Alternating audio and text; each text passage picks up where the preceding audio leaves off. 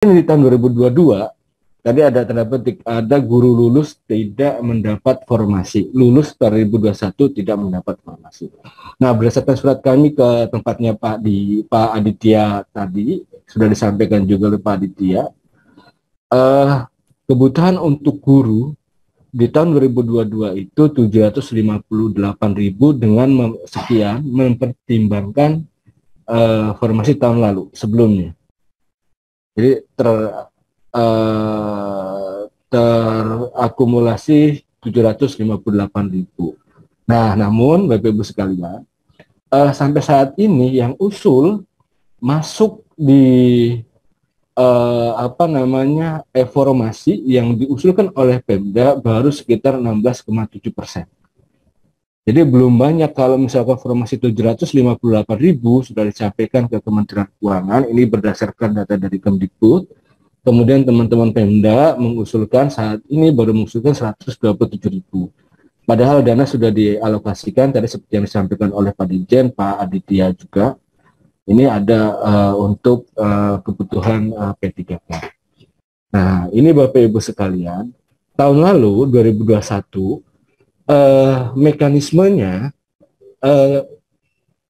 usulan kebutuhan ASN diajukan oleh masing-masing kementerian lembaga pemerintah daerah, kemudian Menpan menetapkan atau persetujuan formasinya, kebutuhannya, baru kemudian dilakukan proses seleksi.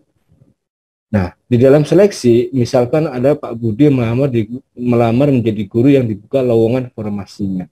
Nah, dia rinci masuk di dalam formasinya. Nah, akhirnya banyak guru yang lulus passing grade tapi tidak mendapat tempat.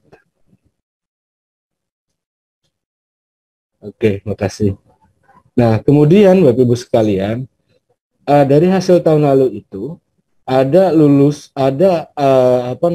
ada sekitar 117.939.000 itu lowongan guru tidak ada pelamarnya sama sekali, 3T itu.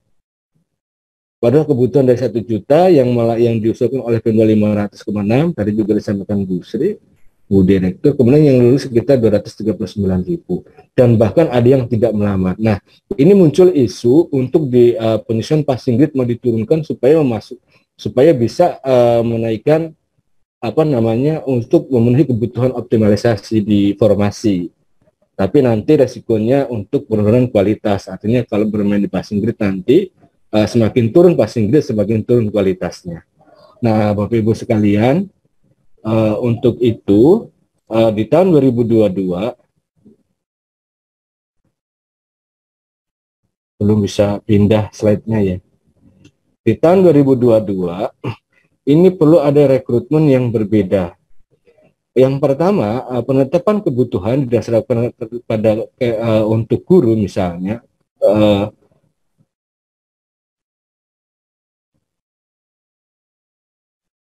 untuk guru misalnya ditetapkan oleh berdasarkan rekomendasi oleh Kemdikbudristek. Jadi Kemdikbudristek ini dia sebagai helikopter view kebutuhan suatu jabatan fungsional, misalnya guru. Sama halnya misalnya juga teman-teman di Kementerian Kesehatan. Teman-teman di Kementerian Kesehatan untuk helikopter view-nya kebutuhan itu secara nasional mereka yang mestinya lebih tahu untuk kebutuhan tenaga kesehatan berapa. Nah, dalam hal ini sebagai contoh, sebagai exercise, tahun 2022 ini rencana kebijakan guru didasarkan pada rekomendasi Kemdikbudristek dengan memprioritaskan guru yang lulus NAB tahun 2021 namun tidak mendapat formasi. Kedua, penetapan kebutuhan formasi oleh Kemenpan sepanjang anggaran disetujui oleh Kementerian Keuangan. Tadi sudah disampaikan oleh Pak Aditya, Pak Dirjen juga terkait dengan uang. Nah, berikutnya yang ketiga, proses seleksi prioritas peserta yang lulus NAB tahun 2021. Jadi untuk tahun 2021 yang lulus nilai ambang batas sekitar 129.000 sekian, itu akan mendapatkan rencana karena mereka sudah melakukan tes dan lulus, tetapi belum dapat formasinya, ini menjadi prioritas di tahun 2022 untuk mendapatkan tempat atau formasi sebagai prioritas.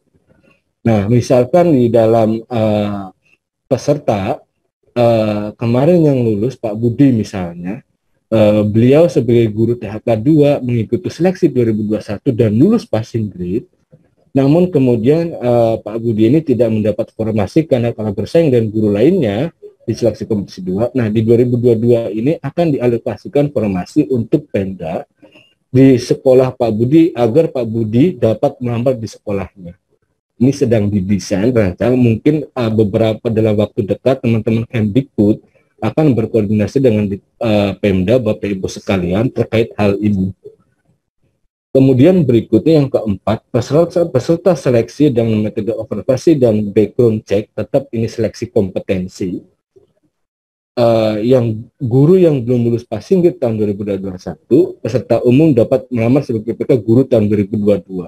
Ini baru yang bukan prioritas, tetap melakukan seleksi, kemudian dia harus lulus di 2022 ini. Kemudian berikutnya Bapak Ibu, nah melihat hal itu, oleh sebab itu, ini perlu ada terobosan tadi. Pertama, penetapan kebutuhan. Penetapan kebutuhan guru misalnya tidak lagi hanya ditentukan oleh Pemda, melainkan juga Kemdikbudristek.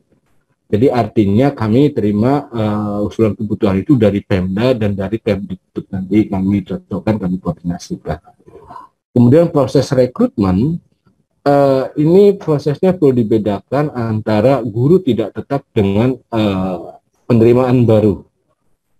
Berikutnya, penempatan lulusan terbaik ditetapkan di daerah prioritas. Nah, ini lulusan-lulusan PPG misalnya, kemudian lulusan-lulusan yang memang sekolahnya memang sekolah guru khusus, yang memang sudah niat ingin mengabdi menjadi guru, ini bisa ditempatkan alternatif 3T yang tidak ada yang melamar tadi.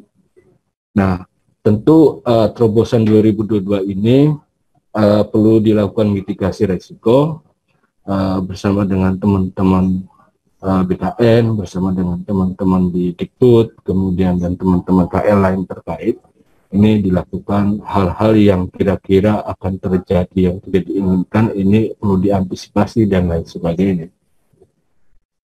Berikutnya, rencana di Mei ini kami menetapkan formasi. Nah, sampai akhir April 2022 ini kami masih membuka formasi untuk Pemda, kemudian untuk KL sampai 10 April. Nah, terutama yang Pemda yang usul guru, Bapak Ibu sekalian, kami masih membuka formasi melalui formasi itu sampai 31 April.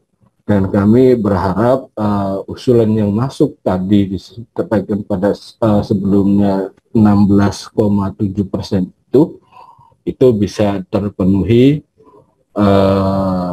paling tidak mendekati 100% untuk pengadaan guru, terutama untuk mengakomodir guru-guru yang tahun 2021 kemarin lulus passing grade atau nilai ambang batas.